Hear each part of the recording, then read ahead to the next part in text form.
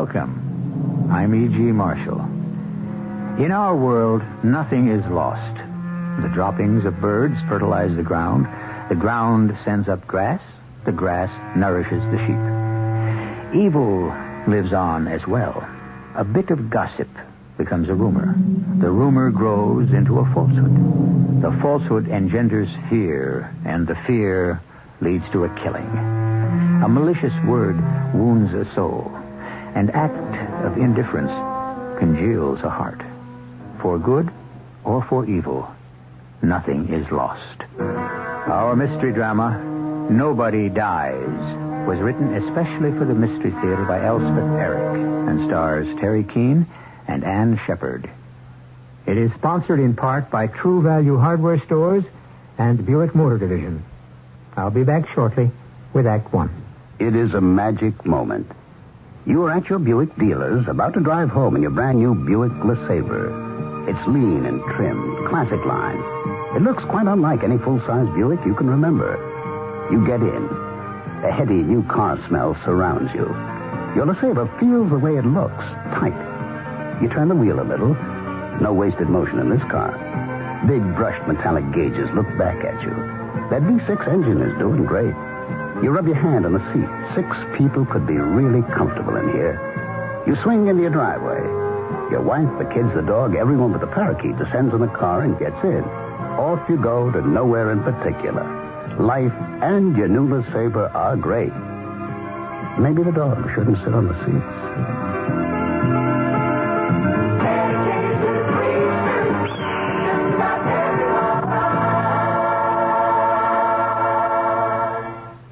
This is Dave Herman. Seats are available for this Sunday afternoon's Jets-Bengals football game. You can get them at the Jets ticket office, 598 Madison Avenue, at Shea Stadium ticket window, and, of course, at the gate on Sunday.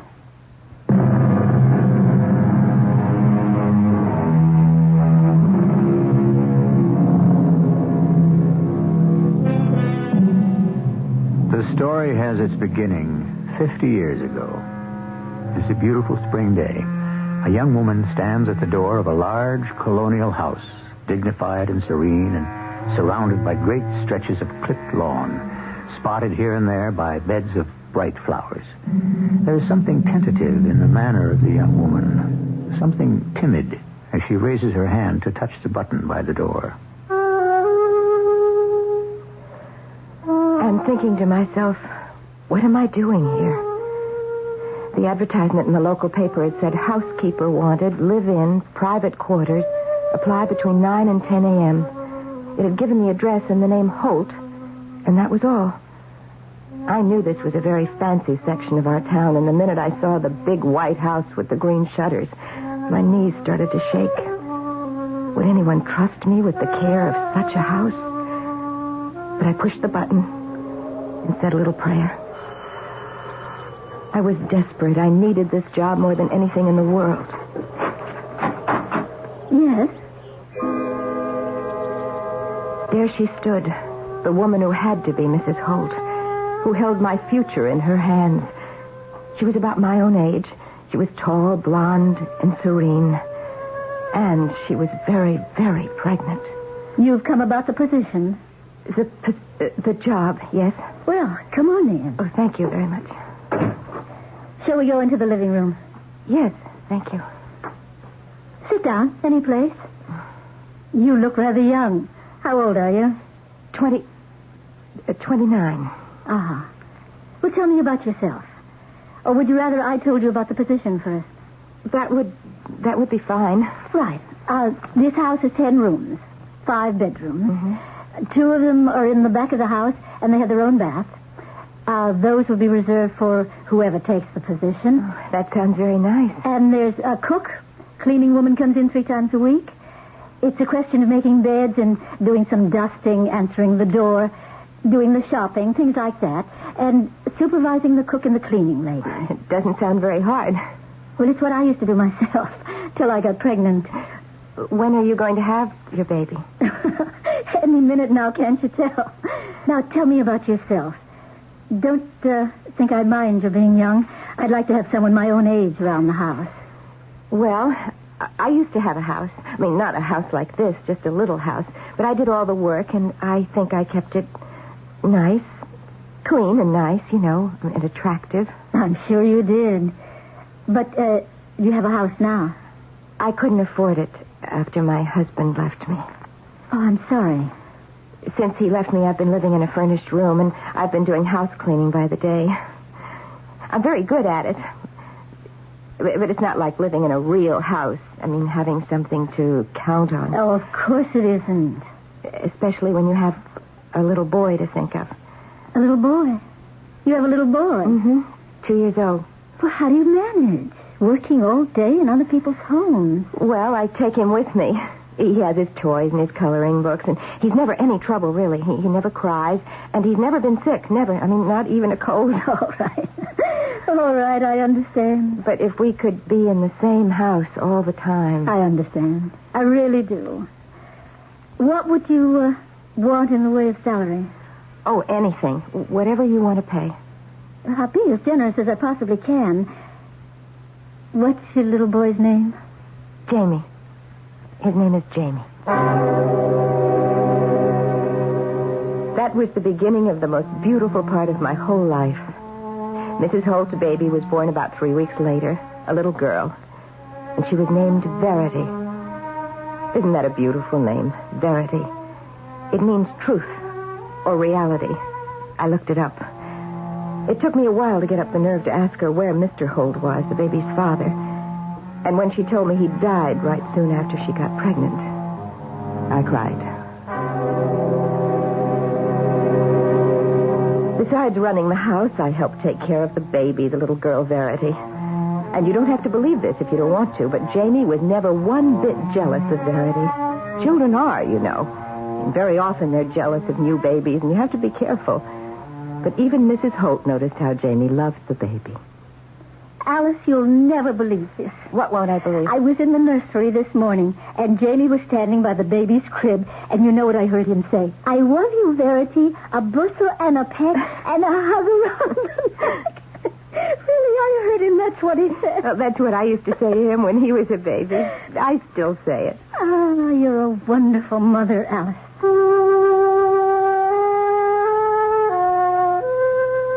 Life just went on that way, and I was as happy as it was possible to be. Alice, look at this. What? Why, it's a drawing. In pastels. Of a little bird on a branch. Oh, it's very good, don't you think? It's very touching. Very sweet. Jamie gave it to me. Jamie? He made it in school. But he's only 8 years old. No. I'm going to frame it, and I'm going to hang it on the wall. That's the way it went. Every day better than the one before. And nothing but nice things to look forward to.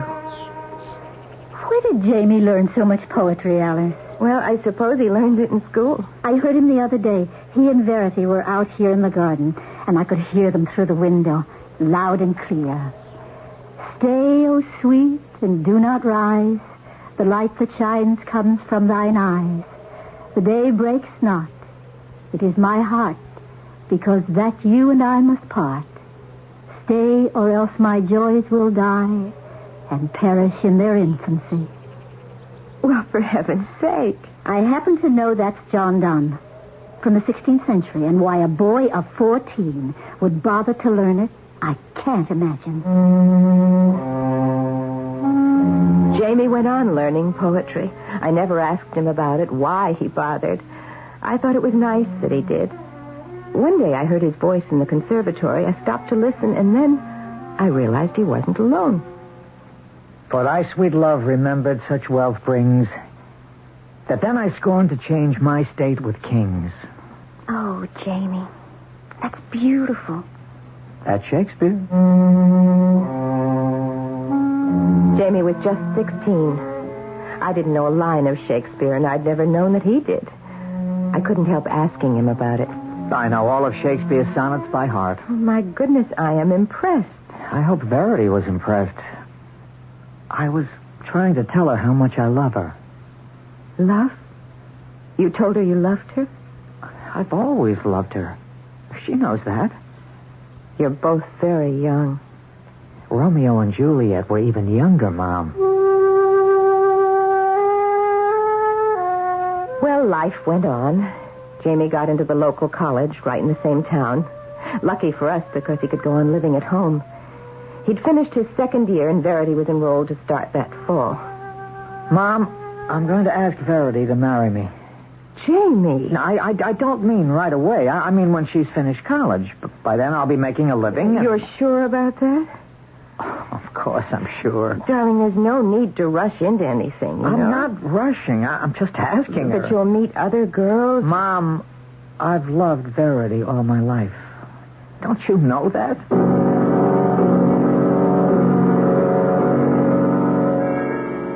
He asked her to marry him? Well, of course, he didn't mean right away, after she finishes college, and he wouldn't expect her to marry him now. That's very considerate of him. Mrs. Holt, I don't think we have to take it seriously. They'll both meet other people. Jamie says that won't make any difference, but you never can tell, can you? I think I'll send Verity away to college. Some good Eastern school.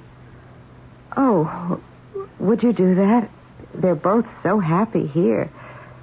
Alice, how much did you have to do with this? With what, Mrs. Holt? With this attachment, this liaison between your son and my daughter? Well, I didn't have anything to do with it. You plotted, didn't you? From the beginning, you plotted and you schemed to make everything turn out this way. No, I had no idea anything like this. First, you wormed your way into this house, bringing your son with you. Then you made yourself indispensable. You pretended to be my friend. I did not pretend. None of this is true. Are you some kind of witch? I think you are. And you've been weaving spells up there alone in your room. No, Mrs. Holt, Sure, you know. You've always known that my daughter could never marry a son of yours. It's unthinkable. But I had nothing to do with it. Nothing at all. Or had I had everything to do with it? I don't know, and I have thought long and hard about it. I'm reduced to calling it fate. Simply fate. Or call it the machinations of some spirit perhaps lodged in me, a spirit whose name I don't know. If such a spirit chose to work through me, it was without my knowledge or my will. I swear that's true. I swear. I believe. I think it's true. Oh, I hope it's true.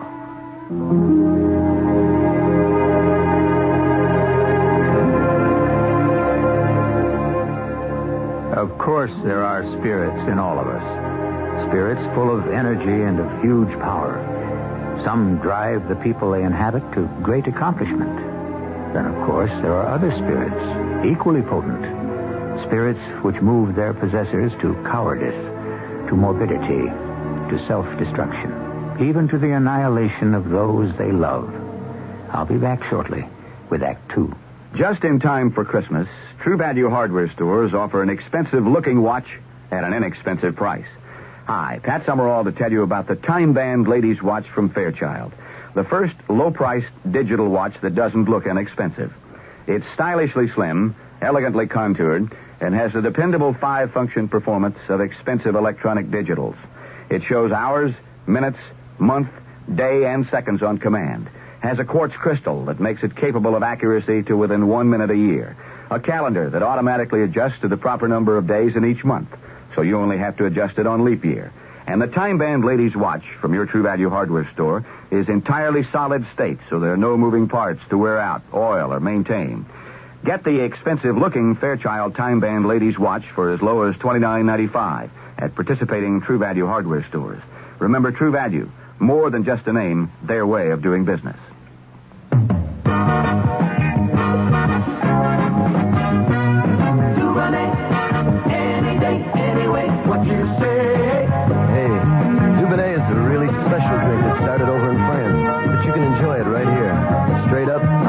Or mixed with your favorite beverage. Dubonnet before lunch or dinner or whatever you got cooking.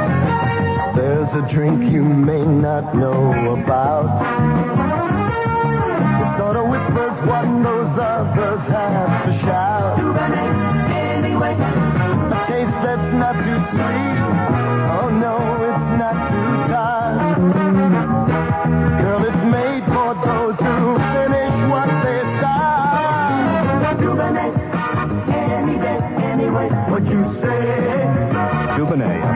USA, Duvernay Court, New York, New York. Kitchen lib means less cooking, more time for fun. So whether for family dinners, parties, or friends dropping in, Polish ham is your answer. Krakus or Atalanta brands. These are fully cooked right in the can. All gristle and bone have been removed, so you buy only lean, tender meat. This is great for your budget, too. All you need do is open the can and slice whatever quantity you need. Of course, you can also heat Polish ham if you prefer a warm meal. Krakus and Atalanta are the only imported hams to have continuously earned both the Parents Magazine seal of commendation and the Good Housekeeping seal. All this and great flavor, too, in handy 2, 3, 5, or 7-pound tins, or sliced in whatever quantity you need. Get Krakus or Atalanta hams at food stores in your neighborhood. You'll love its convenience. Your family will love its great taste. These have been imported for more than 25 years by New York Commodities Corporation. Available at all Acme supermarkets.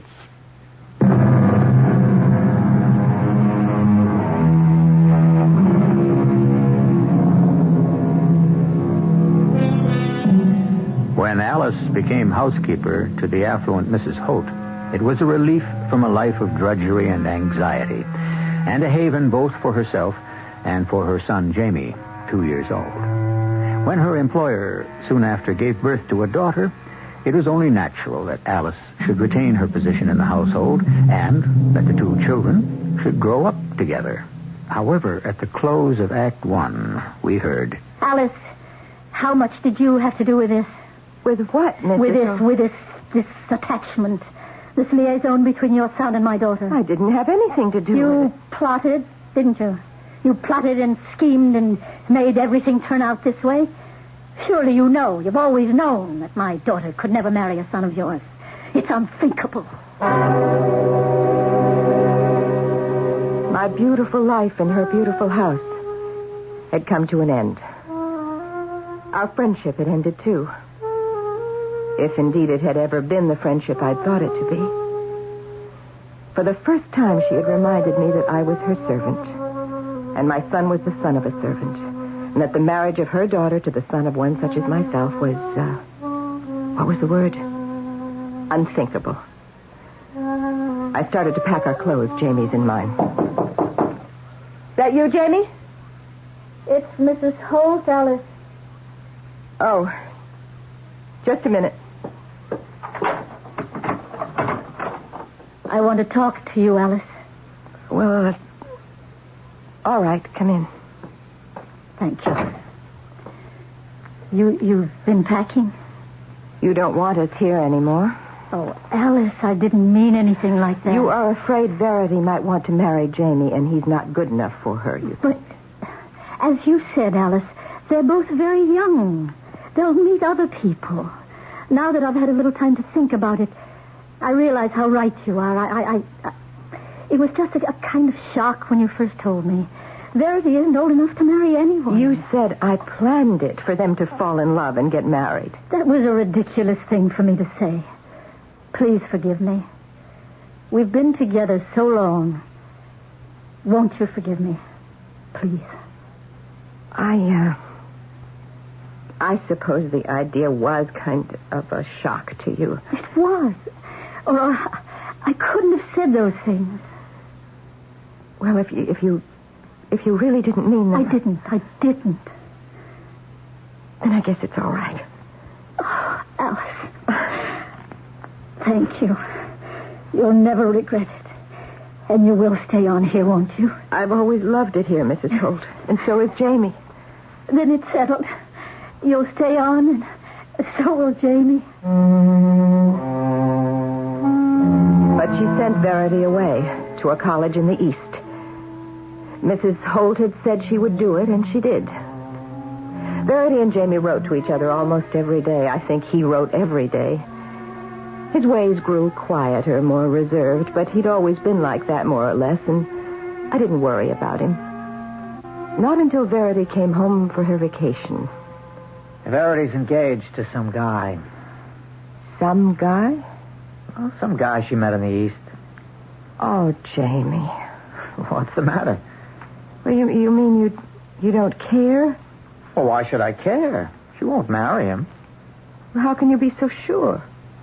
Verity belongs to me. She always has, ever since she was born. Jamie's confidence frightened me. I thought back to when Mrs. Holt had called me some kind of a witch. I didn't want to hear those words again from her lips. Besides, Jamie could be right. Maybe Verity wouldn't marry the man she met in the East. Maybe in some way I didn't comprehend she belonged to my son.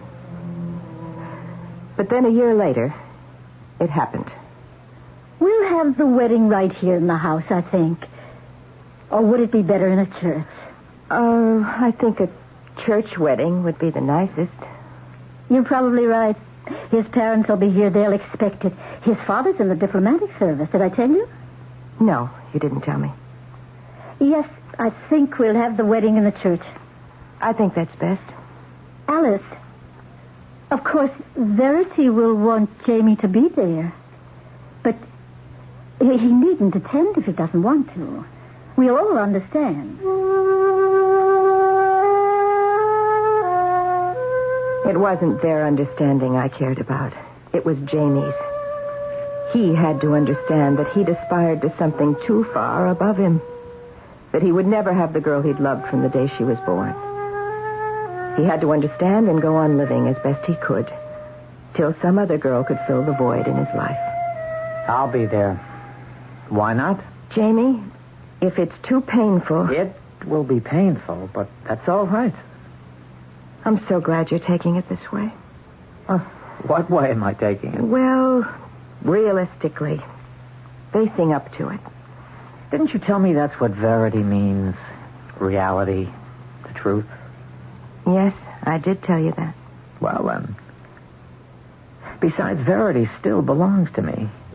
No matter what she does with her life or I do with mine, Verity still belongs to me, and she always will. That's reality, and that's truth. His words echoed in my mind all during the ceremony. Just as he'd said he'd be, Jamie was in the church, standing up way in the back, his eyes never leaving the handsome young couple at the altar. The young married couple took off on their honeymoon. Jamie went on to finish college, and Mrs. Holt and I went on in the big house. Not quite the friends we once had been, but on good terms. And one day... Another letter from Verity. It's from London. What does she have to say? Oh, lots of things. Dear Mummy, we're settled here in the dearest flat you've ever seen. It's in Chelsea, a very old part of London, but fashionable in an arty sort of way. We go to the theater all the time. The theater is so wonderful here and not too expensive. I mean, compared with other things. And we go to parties, mostly with other couples living the same kind of life we do. Diplomatic service life, I mean. We've made some dear friends. And here, she goes on about their friends. Bibsy and Punko and Tupper and Jinky. I can't make out all the names. Now, here's one here. It looks like... Did somebody come in? I think it's Jamie. Jamie, is that you? I was just going upstairs. I've got a letter from Verity. Oh? And I was just reading it to your mother. You want to hear it? Well, I was just going upstairs. But I'm almost finished. Here, let's see, where was I? All about, yes. I've saved the best news for the last, Mummy. I'm going to have a baby. Oh! A baby? Verity's going to have a baby? Oh, why didn't she send me a cable or call up? When is she going to have it? She said, wait, not for 8 months, but she couldn't resist telling... Oh, I wonder if I should go over there. Or if she'll want to come here. Oh, dear me, there's so much to think about. My first grandchild. Imagine. Jamie? Where did Jamie go? Alice, I'm going to go down to the cable office and tell her to phone me collect tonight. I'll be back right away. Jamie? And, are you upstairs? I'll give her your love, Alice. Jamie? Where are you? Jamie? Jamie? Are you all right? Jamie! Oh, no, dear Lord, don't let it be. Don't let it... Oh, my... Jamie, what have you done? I missed them. Oh, you're bleeding. I missed twice. Your head is bleeding. Not so easy to kill yourself. No, I'll get the doctor. No, don't leave me.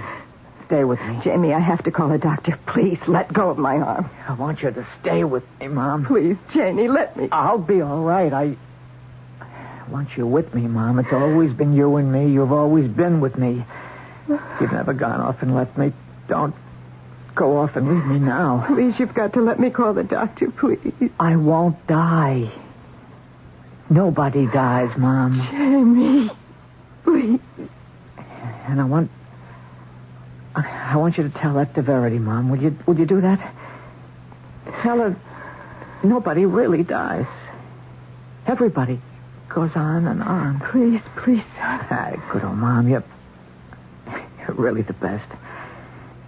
Oh, always there when I needed you. Always right nearby. Always where you could see me and hear me. Remember, Mom, all my life from way back.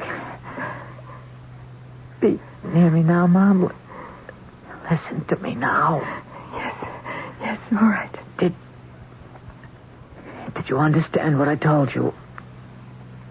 About what to tell Verity? You mean nobody died? That's right. Tell her that. She'll understand. Just say, nobody dies. The blood was still running from his poor head, and he was still staring at me. But the hand that had been gripping my arm went limp, and I knew he was dead. The light had gone out of his eyes. The light had gone out of his life. My son was dead. My son was dead. I tried to take that in, even as his last words echoed through my mind. Nobody dies. Nobody dies.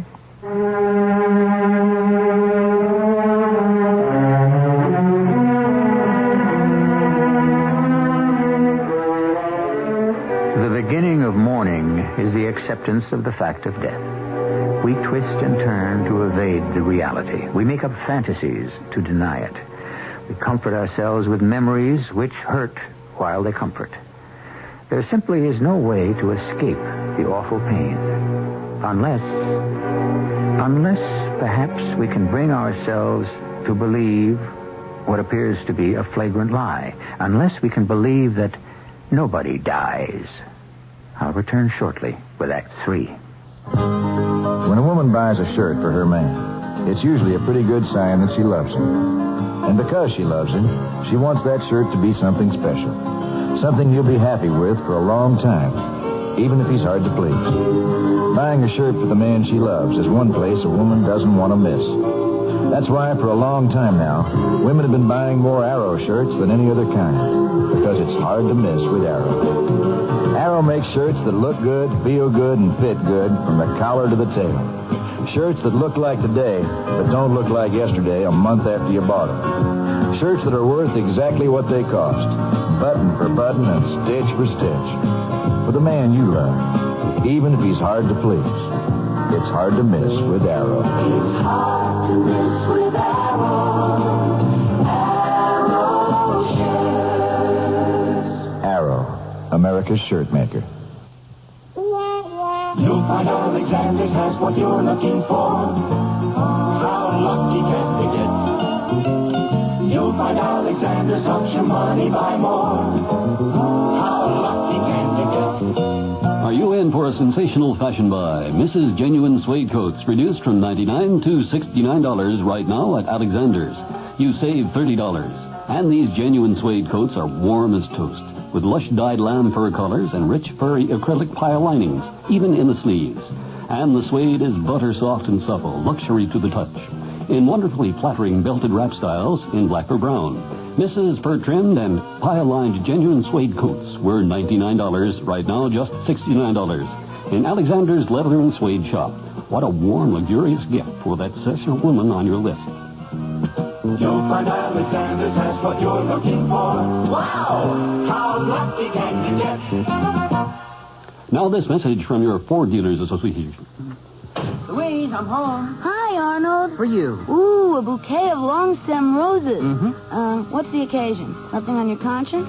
Tell me. The occasion is that I sold 4 Granadas today. Wow. Yeah, it's a new record for my Ford dealership. Ooh, your idea of putting a Mercedes 280 on your showroom floor alongside a comparably equipped Granada really paid off. It sure did. Almost everyone who comes in can't figure out which is the Granada and which is the Mercedes. They look so much alike. That is, until they see their base sticker prices don't look at all alike. Right. And did you take them for a test drive in both the Granada and the Mercedes? Yep, and all 4 Granada buyers who drove a Mercedes said the Granada had a remarkably smooth and quiet ride. You forgot one thing. What's that? You're allergic to roses. Your Ford dealer has the smooth riding car that looks like the Mercedes 280, but at less than half the list price. The new Ford Granada. Come home, America. Yeah, we want all of you.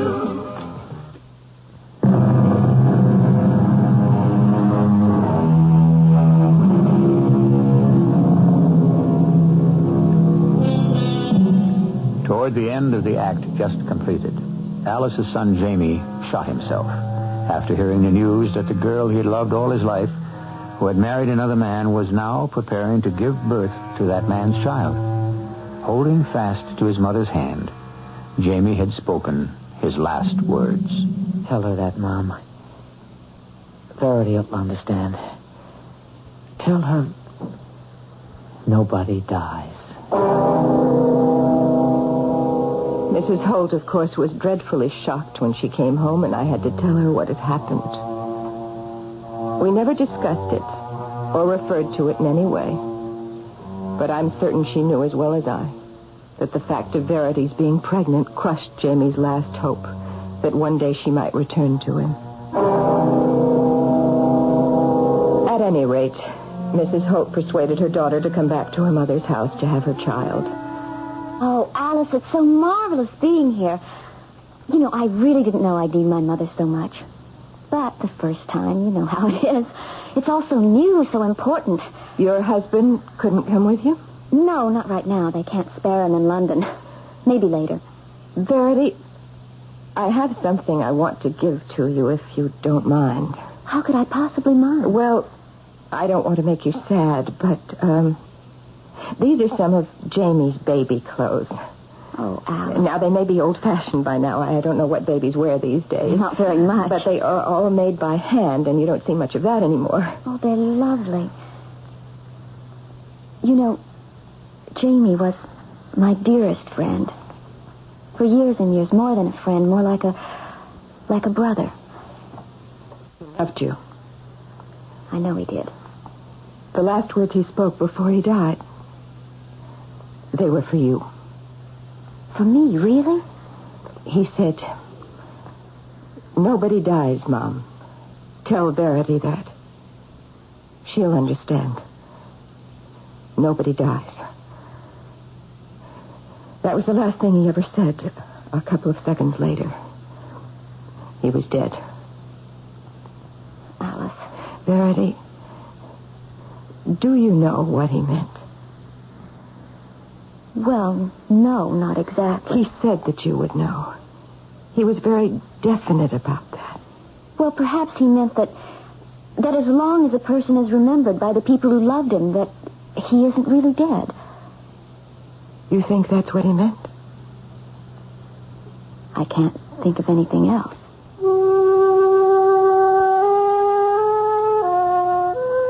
Well, Verity had her baby. A darling little boy named John, after his father.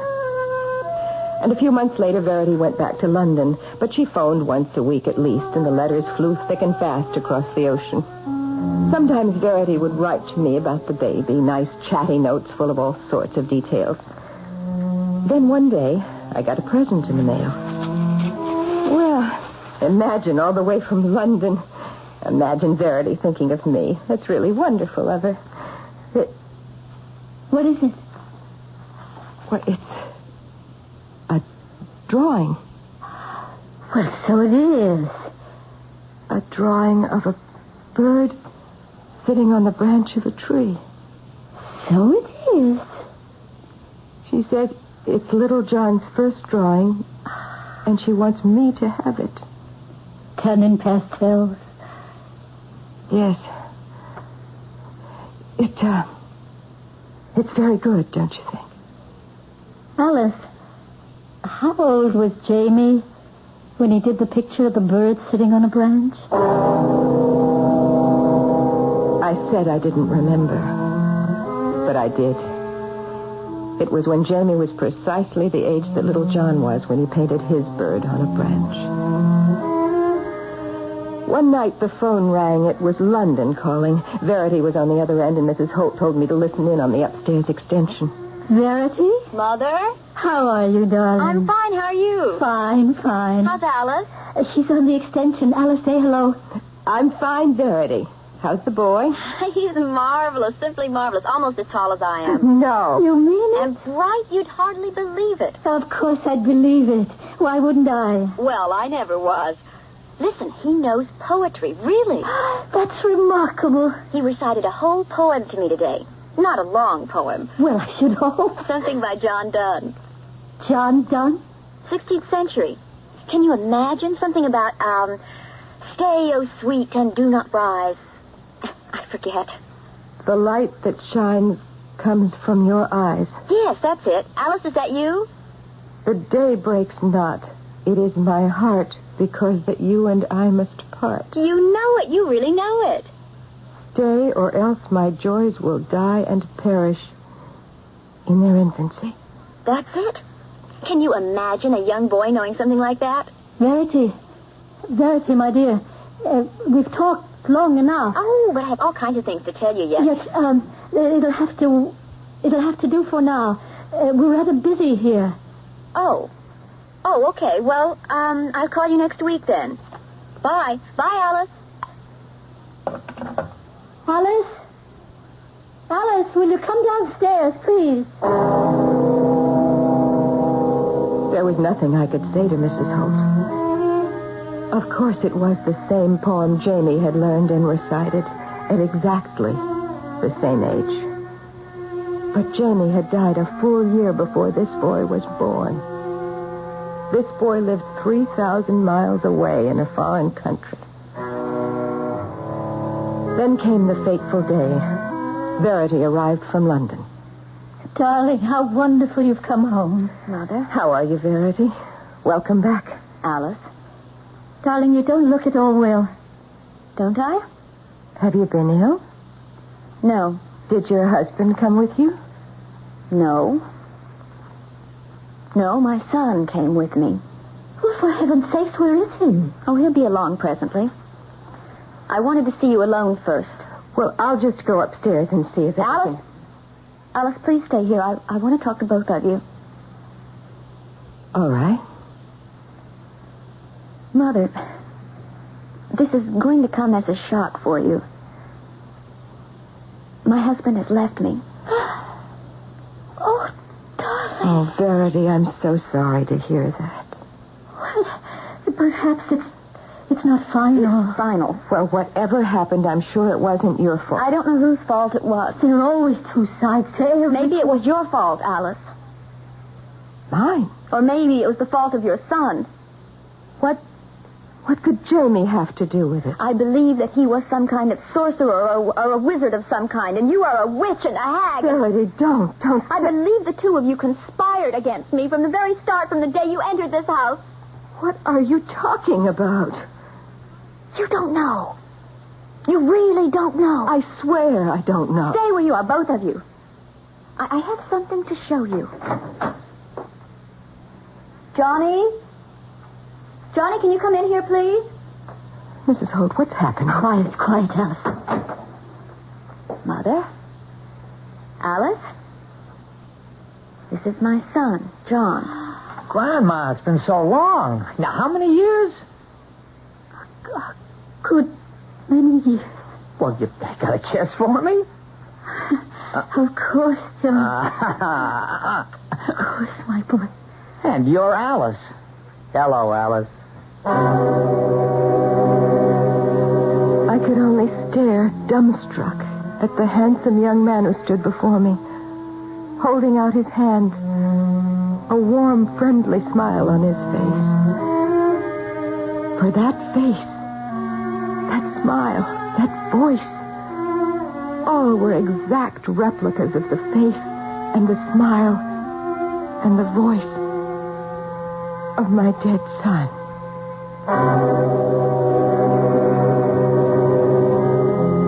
Young John, in the innocence of his youth and the ignorance, was the only one of the household who retained any self-possession. Verity moved about the house with a tight mouth and baleful look. Mrs. Holt kept to her room most of the time. When I took her something to eat, she told me that Verity and John would stay on with her. John was going to teach at the local high school, and Verity... Well, where could Verity go? Verity's child was destined to be the precise image of Jamie. Why? I don't know. But I don't blame you. Perhaps you should. I hoped for so many years that they would marry and have a child. Perhaps all my hoping, my wishing, my praying for something that never came to pass. But you mustn't think Jamie had anything to do with it. Didn't he wish, hope, and pray? Yes, but he loved her so. He'd never have wanted anything like this to happen to her. I don't know. I cannot tell. But this I do know for a certainty. There are forces in the world over which we have no control. Alice, I think you best leave this house. Tonight, if possible. I did leave that night and moved into a furnished room. I got work almost immediately, cleaning by day, just as I'd done before Jamie and I became part of Mrs. Holt's household. Every now and then, I would walk by the high school just to catch a glimpse of young John who was teaching there. It was a thrill. Strange, macabre, but still a thrill to see that straight young figure, that fresh young face, so exactly like that of my dead son. One day as school was letting out for the day, I summoned my courage and spoke to him. Mr. Holt? John? Well, it's Alice, isn't it? Yes, it's Alice. Well, I've asked Mother about you. Why aren't you living with us anymore? You moved out so suddenly. Well, with you and your mother there, you needed the room. Oh, there's plenty of room. Now, come on, why don't you move back? Oh, no. Really, I couldn't. Tell me, what are you teaching? What subject? English literature. What I've always wanted to teach. Oh, that's nice. With special emphasis on the greatest writer of them all. You mean? Shakespeare. Of course. You like Shakespeare? I worship him. I always have. I knew all of Shakespeare's sonnets, all of them, by the time I was 16. I stayed away from the school after that. I was afraid of what might happen. Not a tangible fear, you understand, for I had no idea what there was to be afraid of. Only I think that I might indeed be a witch, a sorceress. But then came a day when it was imperative that I see not John, but his mother, Verity. What was it you wanted to tell me, Alice? You said it was important. It is. Tomorrow is John's birthday. I know that. Did you think I'd forget my own son's birthday? No, of course I didn't think that. But you might not remember. After tomorrow, John will be of the same age as Jamie was. When he died? Is that what you mean? When he killed himself. Killed himself? Alice, no one ever told me that. Mother said it was an accident. Verity, he shot himself twice when he heard that you were going to have a child. Oh, Alice, I should have been told. What could you have done? Nothing. Alice, I must tell you something. If there was any sorcery or any witchcraft, it was wrought by me. every day of the 9 months I carried John within me, I wished with all my heart and all my soul that I could be carrying Jamie's child. A whole year has passed. Nothing untoward has happened to John. I believe him to be safe. I still live in a furnished room and go out to work by the day. But on Thanksgiving and Christmas and sometimes on other holidays, I go to the big white house and spend a pleasant day. And when I hear John's voice, his laughter, when I look at his handsome face, his friendly smile, so often directed at me, then I think to myself, it's true, quite true, what Jamie said to me at the last. Nobody dies. Not really.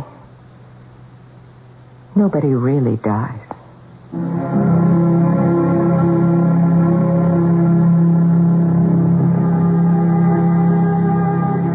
Our drama appears to end on a placid note. 4 people gathered round a festive table. If you walked in on them today, you would never guess that behind their light talk, their pleasant smile, their solicitude for one another, their consideration and their kindnesses, lies a deep and mysterious tragedy which no one of them comprehends. I'll be back shortly. There are 2 kinds of first-class service. First class, and second class, first class.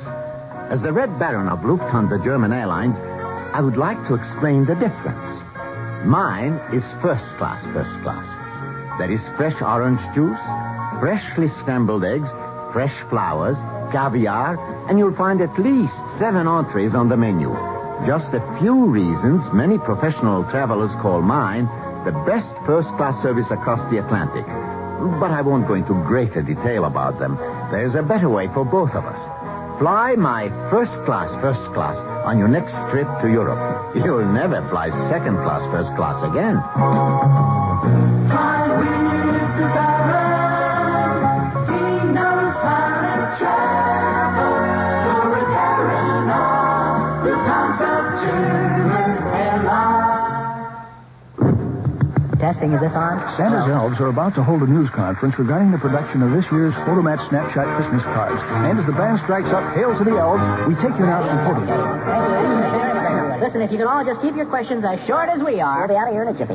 How hard is it to buy these things? As hard as cottage cheese.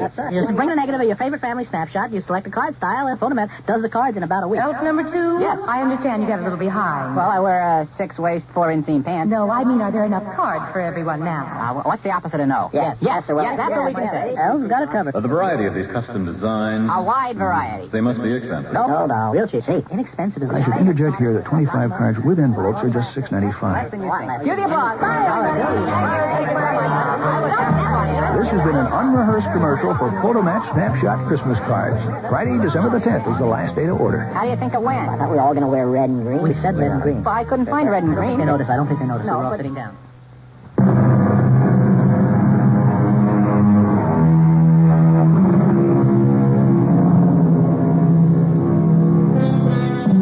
If there is a moral to be gleaned from our story, and I do not think there is, and certainly there was never meant to be, it is the old one.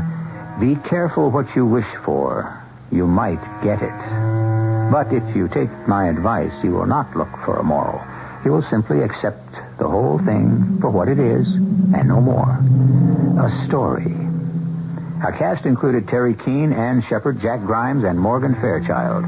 The entire production was under the direction of Hyman Brown. Radio Mystery Theater was sponsored in part by Buick Motor Division and True Value Hardware Stores. This is E.G. Marshall inviting you to return to our Mystery Theater for another adventure in the macabre. Until next time, pleasant dreams.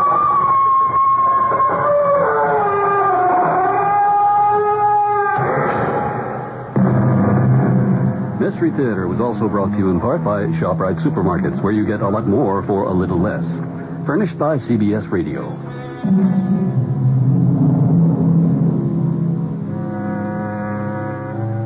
It's hard to believe, but Christmas is right around the corner.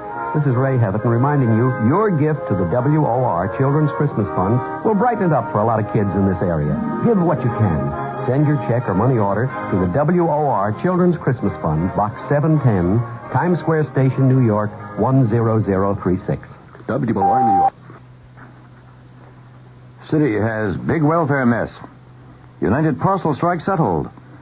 When is a surplus not a surplus?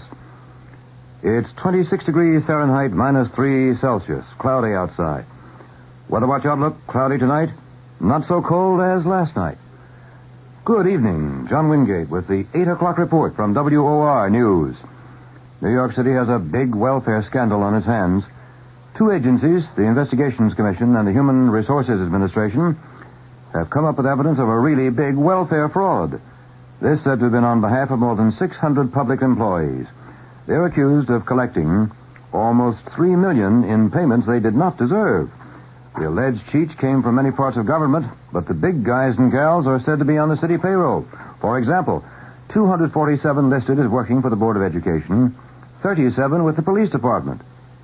The Investigations Commission Special Assistant Stuart Holzer tells WOR's Lester Smith these workers were employed regularly. People were employees who were earning a living working in these government agencies. They were not part-timers. Can you tell us, was the matching of the computer information of welfare recipients against those Social Security numbers, was that something that had been triggered for some particular reason, or was that a routine operation? This was a plan which was put into effect by the Human Resources Administration to attempt to find individuals on the welfare rolls who were not entitled to welfare. After they culled that information out, the matters involving criminal fraud were investigated further, and those are the ones that we're referring to here. In fact, I think the Human Resources Administration today projected that they would save some $14.5 million on an annualized basis for all forms of public assistance cheating, which they had discovered by use of these computer matches. Is there reason to believe, perhaps, that this is even more widespread than you have found, or have the computers done a pretty good job of turning up the culprits? Well, the computers have turned up a substantial number here, and we intend to continue this kind of thing in the future. Investigations Commission spokesman Stuart Holzer with WOR's Lester Smith. Striking Teamsters Union members have overwhelmingly okayed a new contract with United Parcel Service. That ends an 84-day strike. There's no immediate word, however, when UPS deliveries will resume in the 15 eastern states from Maine to South Carolina affected by the strike.